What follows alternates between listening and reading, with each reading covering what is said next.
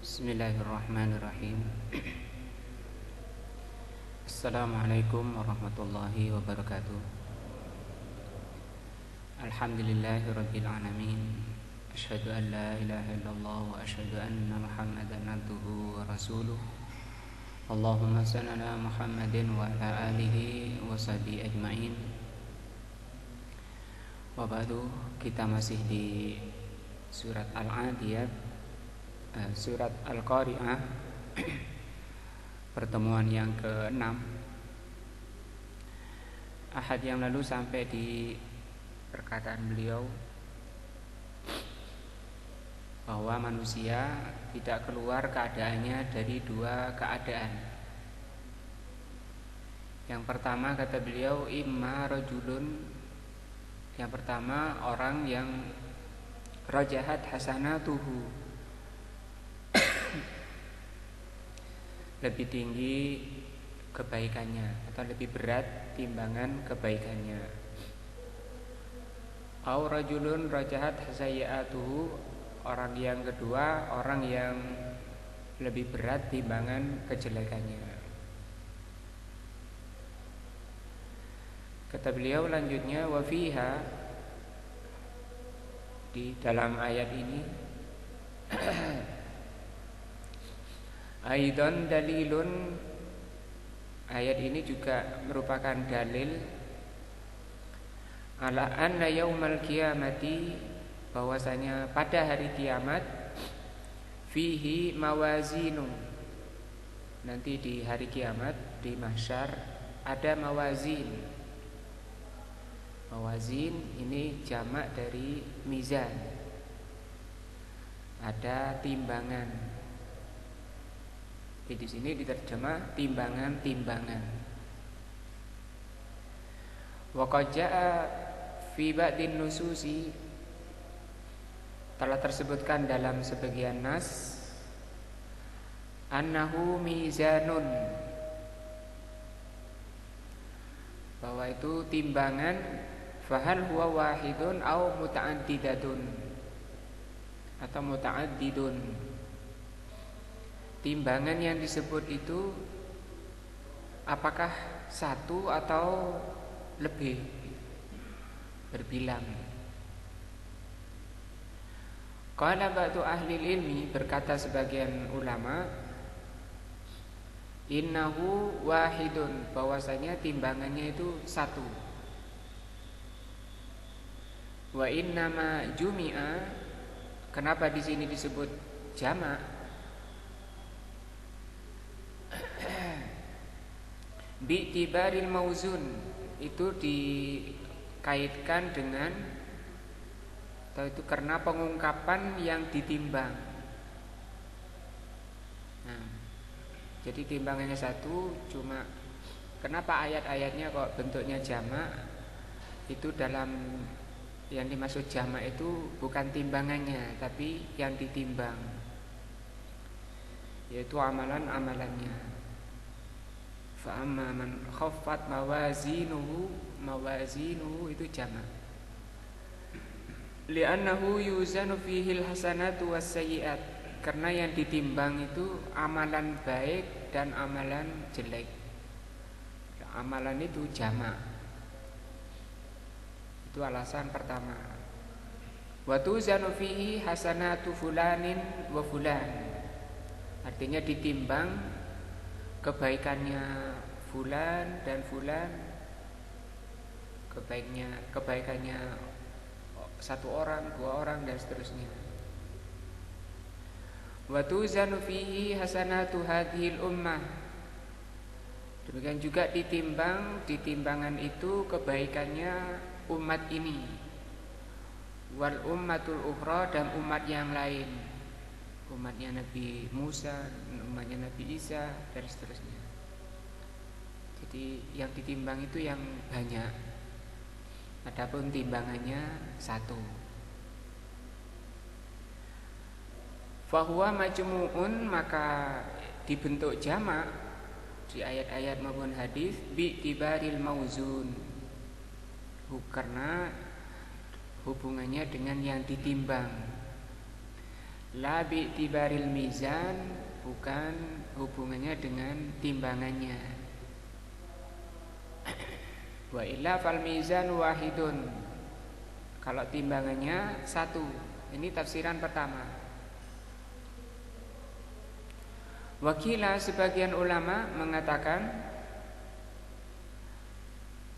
wa qala ba'du ahli ilmi, sebagian ulama mengatakan, innaha mawazinu muta'addidatun, bahwa timbangannya itu banyak. Ini tafsiran kedua. Likulli ummatin mizan, masing-masing umat punya timbangan sendiri-sendiri. Walikulli amalin mizan, setiap amalan punya timbangan. Falihada jumi'at, sehingga dengan ini dijamak. Jelas ya. Jadi kenapa di ayat-ayat atau hadis bentuknya jamak? Itu ada dua penafsiran. Yang pertama, yang dimaksud jamak di situ amalannya atau yang ditimbang. Yang kedua, memang timbangannya banyak. Wal azhar, tapi yang jelas kata beliau, wallahu alam, Allah yang maha tahu, yang lebih tahu, annahu mizanun wahidun, bahwa timbangannya cuma satu. Berarti tafsiran yang pertama itu yang lebih benar kata beliau, yang lebih jelas. Lakinnahu jumi'a, dibentuk jamak bi tibaril mauzun, ya, dibentuk jamak karena kaitannya dengan yang ditimbang, ala hasabil a'mali, tergantung dari amalan-amalannya. Au ala hasabil umam, atau tergantung dari jumlah umat. Au ala hasabil afrad, atau mengikuti jumlah orangnya.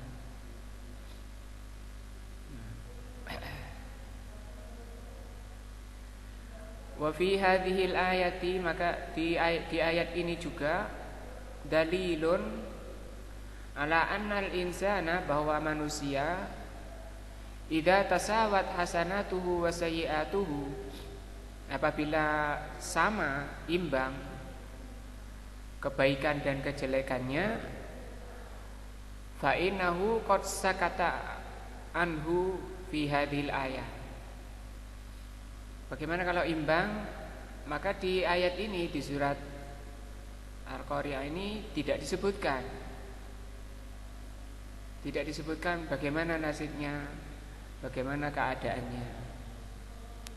Nah, walakin bayyanallahu ta'ala fi suratil A'raf, hanya saja diterangkan oleh Allah di surat Al-A'raf, annahum la yadkhuluna an-nara, bahwa mereka, orang yang timbangannya itu imbang, mereka tidak masuk neraka.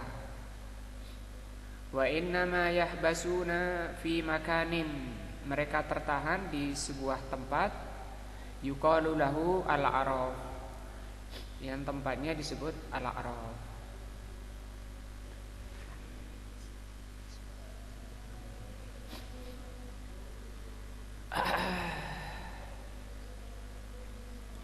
Wa dzakarallahu ta'ala fi suratil a'raf, Allah sebutkan, Allah terangkan orang yang timbangannya sama di surat Al-A'raf. Ma yajri bainahum wa bainal mu'minin.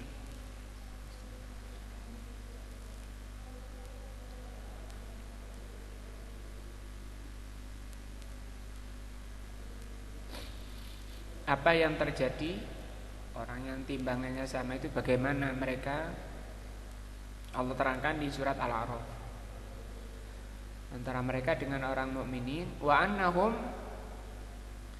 bahwasanya orang Al-A'raf, orang yang tertahan di Al-A'raf itu, idza sarafat absaruhum, ketika mereka memalingkan pandangan mereka, tilqa'a ashabin nar, ke penduduk neraka, Qalu, mereka mengatakan, Rabbana la taj'alna ma'al qaumidz zalimin. Ya Rabb kami, jangan kau jadikan kami bersama orang-orang yang zalim.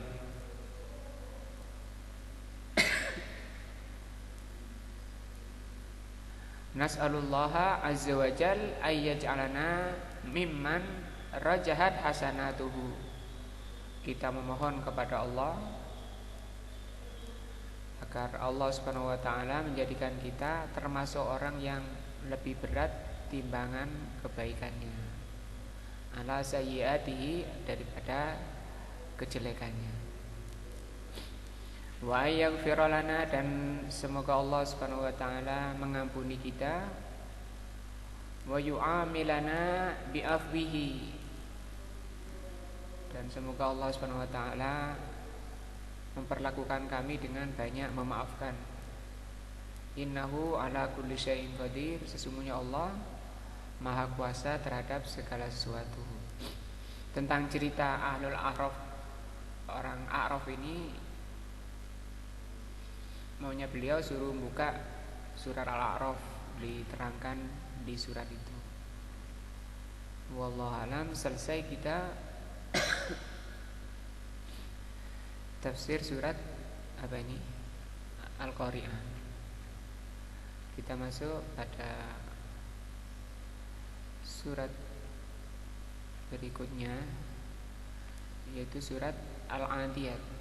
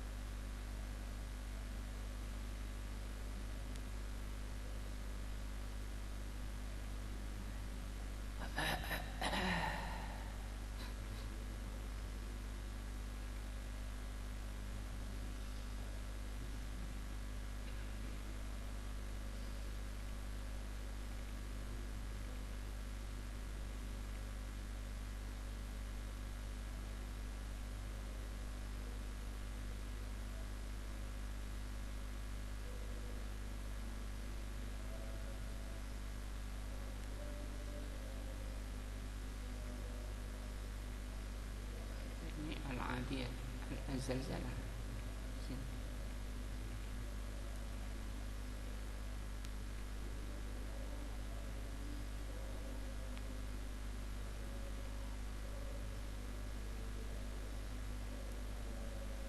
Oh, masih terus ya?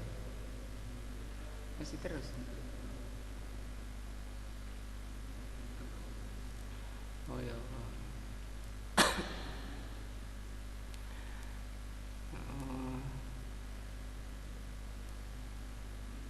Masih banyak ternyata.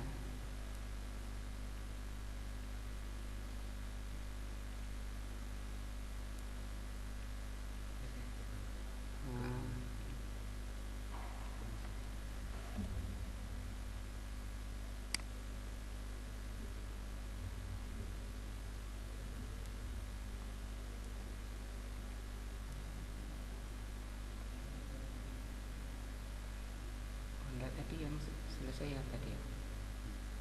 Selesai tadi.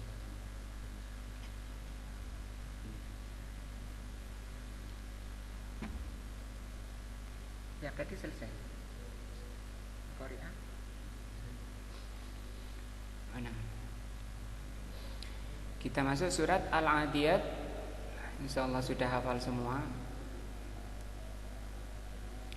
Wal 'adiyati dhabha. Wawunya ini namanya waw sumpah, mengartikannya demi.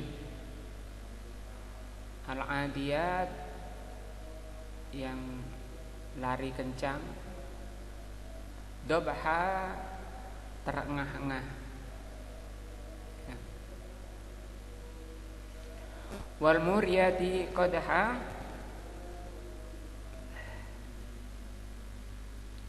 Yang larinya itu sampai qadha. Qadha itu mengeluarkan percikan. Wal mughirati subha. Fal mughirati subha. Yang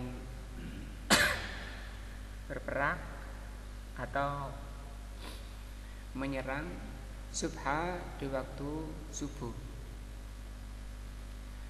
Fa'atharna bihi naq'a.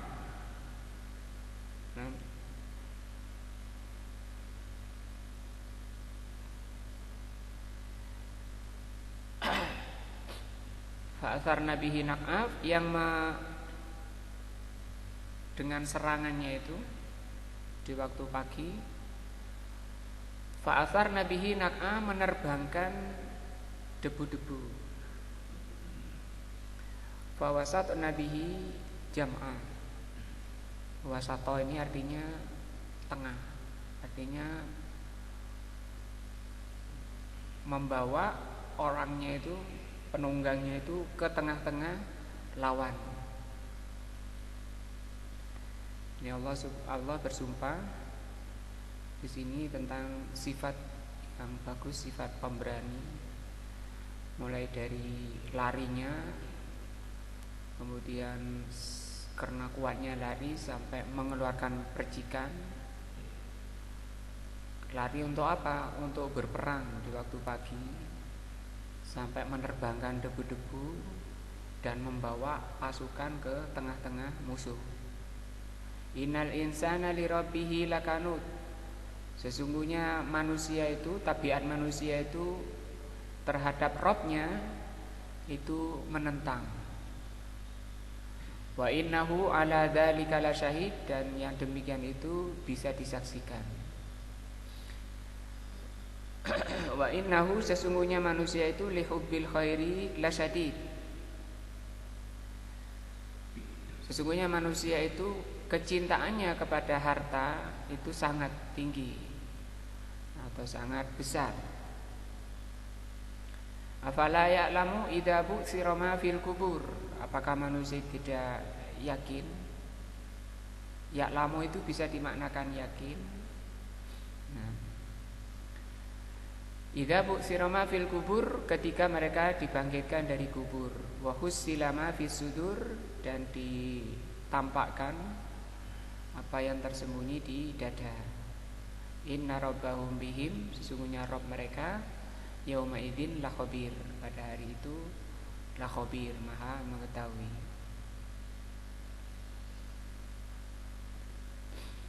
Al-basmalatu taqaddama kalamu 'alaiha. Taqaddamal kalamu 'alaiha. Tentang tafsir basmalah sudah lewat. Sekarang wal adiyati dobha. Demi adiyat, ini bentuknya jamak. Demi yang lari dobha. Hadza qasamun, ini bentuk sumpah ayatnya ini. Demi yang lari kencang. Wal adiyatu, dan adiyat di sini merupakan sifatun, yang lari itu sifat, lari itu sifat. Lima usufin, sifat terhadap yang disifati. Apa yang lari kencang itu tidak disebutkan oleh Allah Subhanahu wa taala di sini. Mahdhufun, maka di sini disebutkan oleh beliau Syekh Ibnu Utsaimin, sifatun lima usufin mahdhufin. Al-adiyat ini sifat terhadap yang disifati, dan yang disifati itu mahdhuf. Fama huwa hadzal mausuf? Apa yang disifati di sini yang katanya lari kencang? Pasukan perang atau apa? Halil muradu al-khailu, apakah yang dimaksudkan lari kencang di sini kuda? Yakni wal khailil adiyati. Sehingga di sini mestinya ada yang disifati, mestinya bunyinya wal khailil adiyati, demi kuda yang lari kencang. Tidak disebutkan yang disifati, langsung Allah Subhanahu wa taala disebutkan demi yang larinya kencang. Awil muradu al-ibilu, atau kemungkinannya adalah ibil, unta. Berarti kalau unta yakni wal ibili al-adiyati, demi unta yang lari kencang. Fi hada, di dalam ayat ini qaulani lil mufassirin, ada dua pendapat di kalangan mufassirin. Faminhum man qala innal mausuf, di antara mufassirin ada yang mengatakan bahwa yang disifati di situ hiya al-ibil, adalah unta.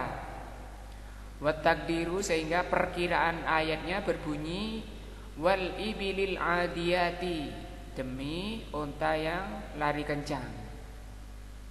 Wa ya'ni biha al-ibilul lati ta'uddu min Arafah ilal Muzdalifah, yaitu demi unta yang lari dari Arafah ke Muzdalifah, summa ila Mina, kemudian lari lagi ke Mina. Nah, wadzalika, kejadiannya ini fi manasikil hajj, ketika proses haji, demi kuda yang demi unta yang lari kencang dari Arafah ke Muzdalifah ke Mina. Kapan? Ketika prosesi haji. Wastadallu, ulama tafsir yang menafsirkan seperti ini berdalilkan lihada bi anna hadhihi surata makkiyah. Kenapa kok ditafsirkan unta? Karena surat ini surat makkiyah. Apa makkiyah? Surat yang turun sebelum hijrah. Wa annahu laisa fi Makkah wa annahu laisa fi Makkah jihadun alal khayli hatta yaksima biha. Karena di waktu kurun Makkah belum ada perintah jihad. Belum ada perintah jihad dengan membawa kuda. Sehingga Allah Subhanahu wa taala boleh bersumpah dengan kuda kalau memang di Makkah, kurun Makkah sudah ada kuda. Ini alasan kenapa ulama tafsir ada yang menafsirkan ini ditafsirkan adiyat atau yang disifati ini unta. Amma qaulul asani, adapun pendapat kedua, li jumhuril mufassirin, di kalangan jumhur mufassirin, wa huwa as-sahih, dan ini tafsiran yang sahih.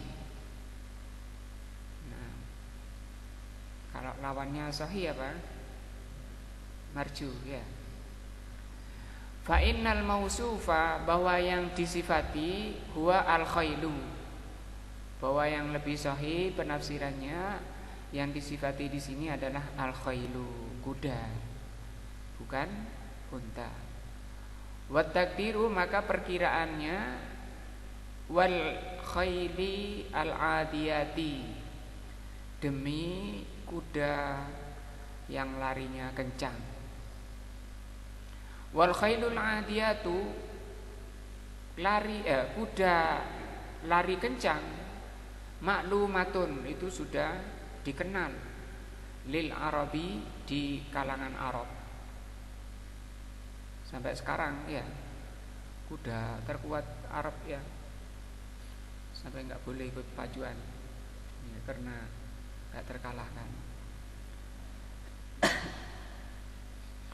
Hatta qabla masru'iyatil jihad, sampai pun sebelum disyariatkannya jihad itu sudah ma'ruf, sudah dikenal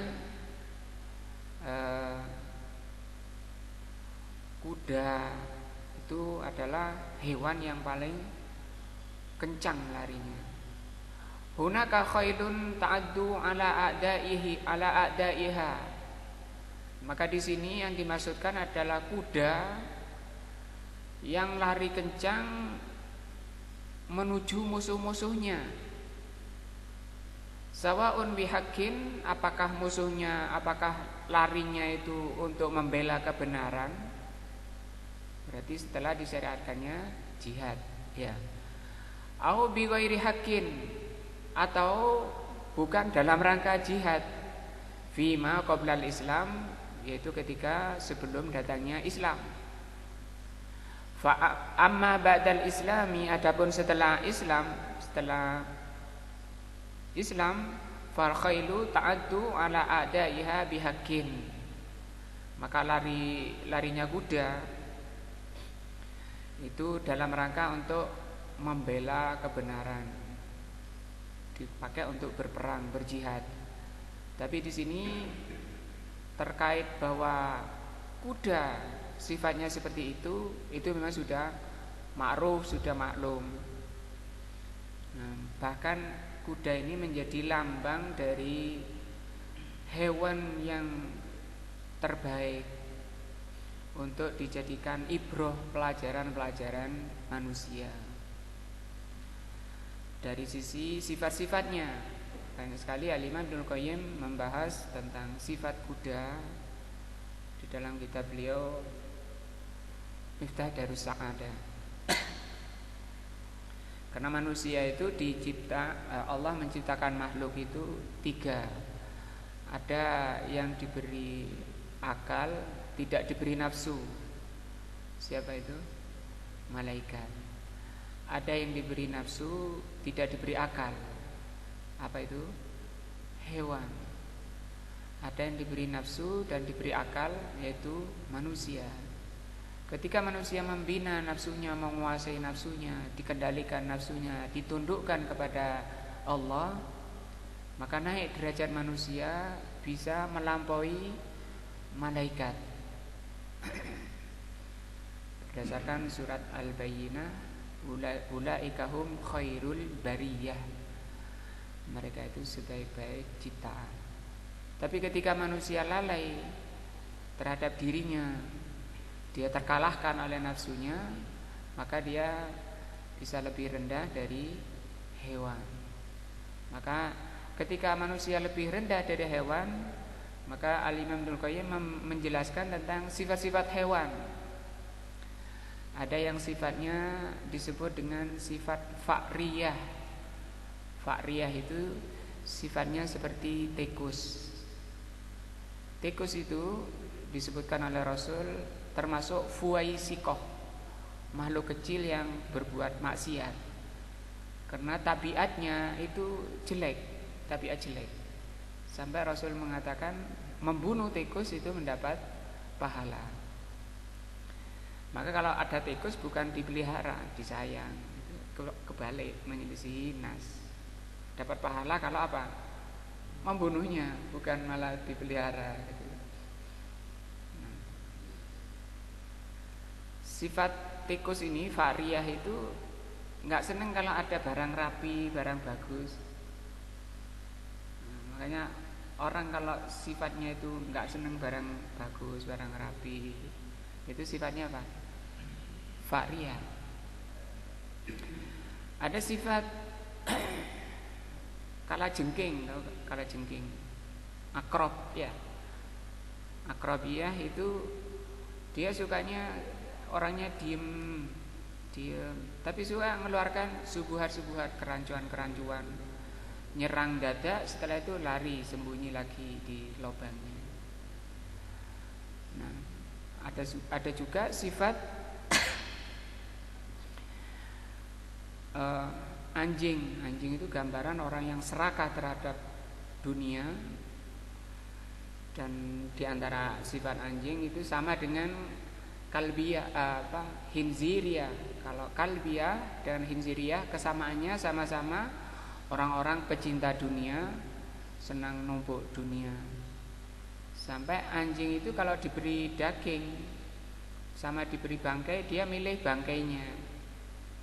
Sebagai pelajaran besar bahwa itu sifat jelek, cinta dunia itu jelek. Contohnya anjing, sampai anjing itu kalau ada bangkai di situ dia jaga. Ada yang berani dekat, digonggong.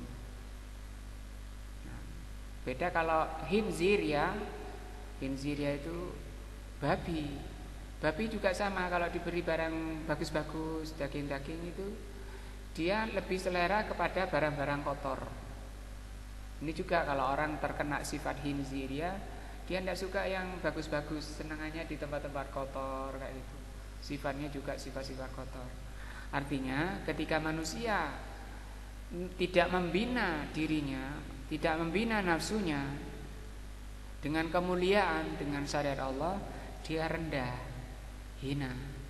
Seperti nanti kembali kepada binatang. Maka binatang itu ada yang terbaik untuk dijadikan pelajaran, yaitu kuda. Kalau ingin tahu pembahasan lengkapnya bisa dilihat di kitab itu. Ada sifat tawus. Sering dengar namanya tawus ya. Ulama namanya tawus ya. Alim tawus. Tapi tawus sendiri itu maknanya merak. Tahu merak ya? Merak itu Allah buat gambaran orang yang sok pinter gitu. Pede, gaya. Tapi dibaliknya apa? Dari depan Masya Allah bagus, indah. Tapi setelah muter gini dibalik, apa isinya? Nah, tidak ada apa-apanya ternyata. Taus. Nah, panjang kalau bahas binatang, kebun binatang nanti.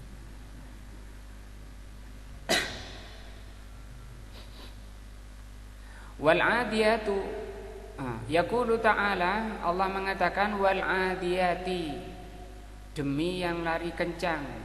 Wal adi ismu fa'ilin, adi di sini isim fa'il, subjek atau kata pelaku, minal adwi, dari adu. Wa huwa sur'atul masyi wal intilaq. Apa itu adiyat? Maknanya adi itu maknanya sangat cepat larinya, yaitu yang sangat cepat larinya, namanya adi. Wa qauluhu dabha, demi yang larinya dabha. Nah, ad-dabhu itu maknanya ma yusma'u min ajwafil khail. Dabhu, apa yang didengar dari rongganya kuda, dari lambungnya kuda. Hina ta'uddu bisuratin, ketika kuda itu lari kencang, akan mengeluarkan suara yang keluar dari perutnya.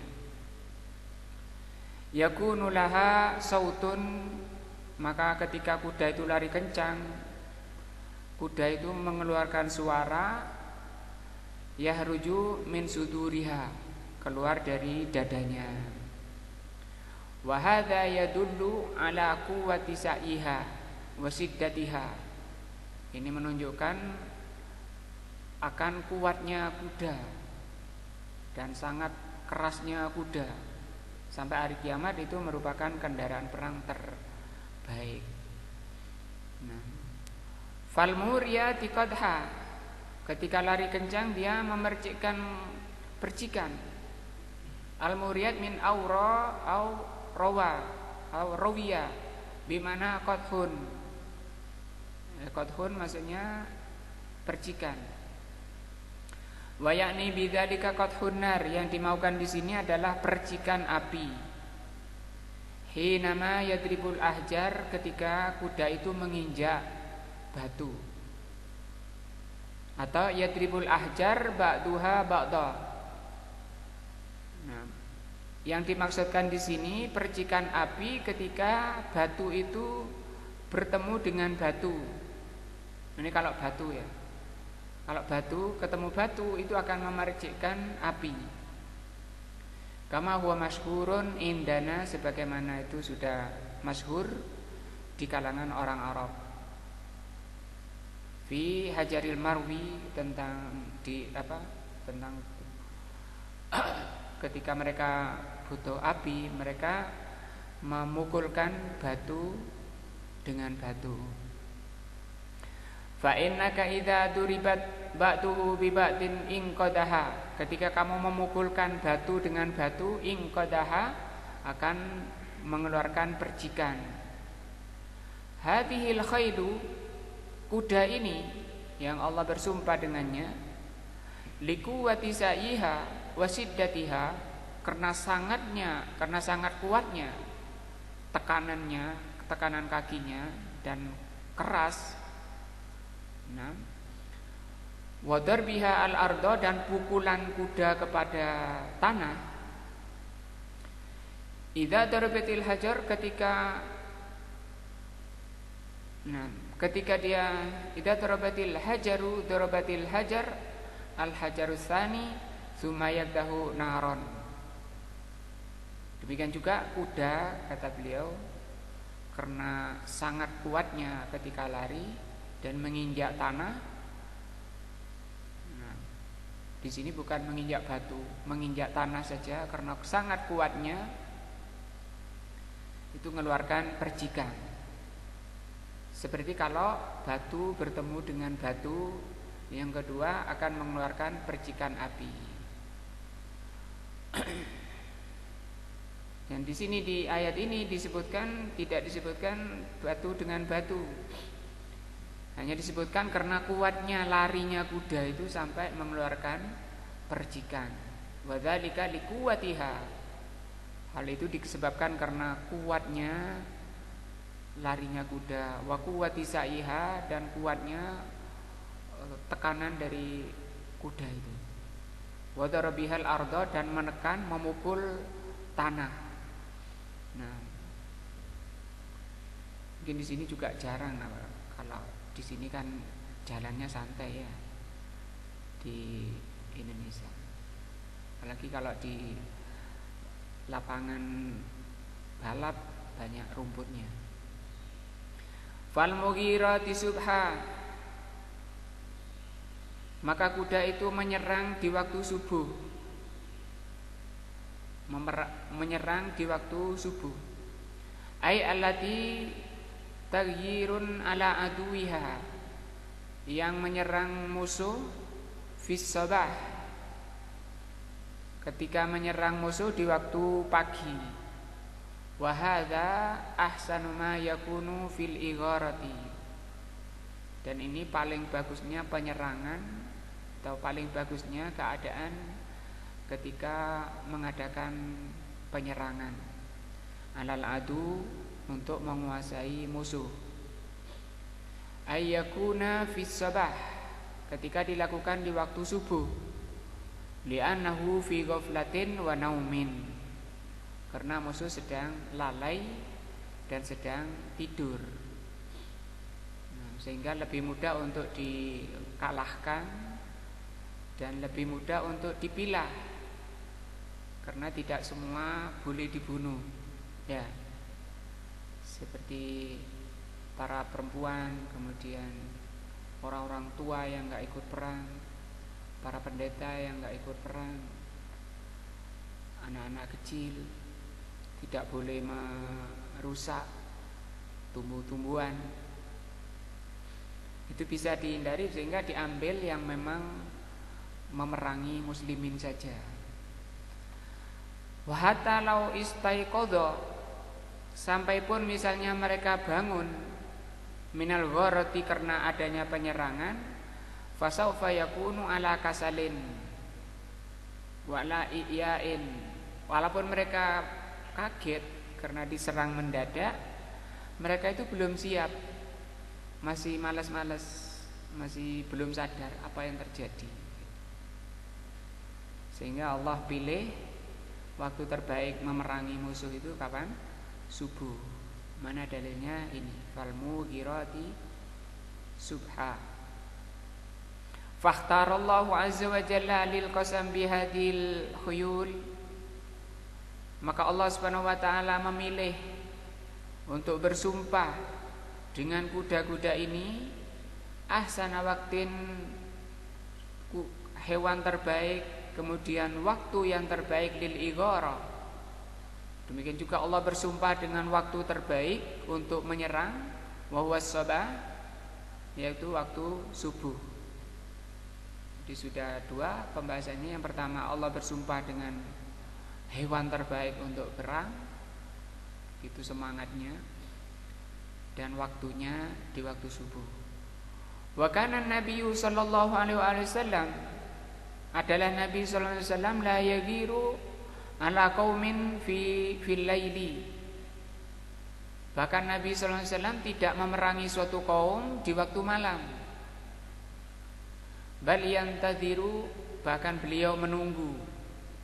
Fa idza asbaha, ketika waktu sudah masuk pagi, in sami'a adzana, kalau beliau mendengar adzan, kafa, beliau tahan, tidak jadi diperangi. Wa illa aghara, kalau enggak diperangi. Jadi berarti diperanginya karena tidak ada apa? Tidak ada azan. Nah, banyak pembahasan fikihnya. Kenapa? Bisa jadi orang muadzinnya ketiduran gitu ya. Muadzinnya ketiduran diserang. Berarti diserangnya bukan karena kafir, tapi karena apa? Muadzinnya ketiduran. Nah.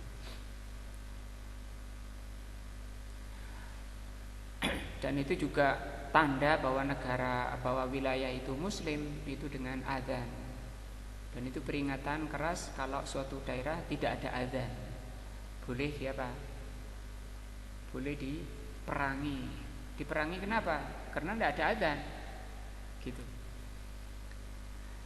Fa'athar nabihi, maka memercikkan dengan larinya kuda yang sangat kencang itu. Ai asarna bihadil adu, dengan larinya yang sangat kencang ini berpengaruh.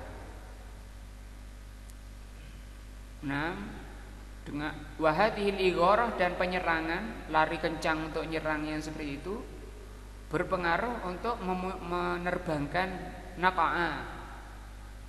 Naq'a wa huwa al-ghubaru. Ghubar artinya debu-debu.